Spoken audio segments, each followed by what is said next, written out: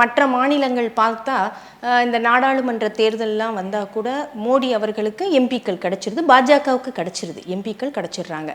ஆனால் தமிழ்நாட்டில் மட்டும் பாஜக கிடைக்கிறது அப்படிங்கிறது ஒரு ஒரு போராட்டமாக தானே இருக்கும், உங்களுக்கு ஒரு கஷ்டமான விஷயமா தானே இருக்கும். பார்லிமெண்ட் எலெக்ஷன் அப்படின்னு பார்க்கும்போது 19 எலெக்ஷன் அது வேற மாதிரி ஒரு டைனமிக்ஸ் இருந்தது. அப்போ இருந்த லீடர்ஷிப்பு மூணா பிரிஞ்சு நின்னது, இந்த மாதிரி ஒரு நெரேட்டிவ் எகென்ஸ்ட் பிஜேபி மோடி அப்படிங்கிறது இங்கே வந்து ஒரு ஸ்ட்ராங்காக இருந்தது.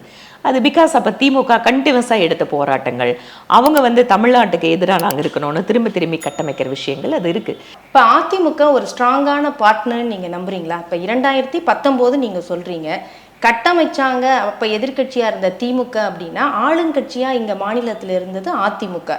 அதோட பிரதமர் மோடி 5 வருட சாதனைகளை சொல்லி நீங்கள் வர்றீங்க. அப்படி இருக்கும்போது அதிமுக ஒரு ஸ்ட்ராங்கான பார்ட்னர்னு நீங்கள் நினைக்கிறீங்களா இல்லையா? டெஃபினட்டாக ஸ்ட்ராங்கான பார்ட்னர் தாம்மா. பட் சில நேரங்களில் அந்த வேவ் அப்படின்னு வரும்போது அந்த இடத்துல அந்த சூழ்நிலையில் அது ஒர்க் அவுட் ஆகுது.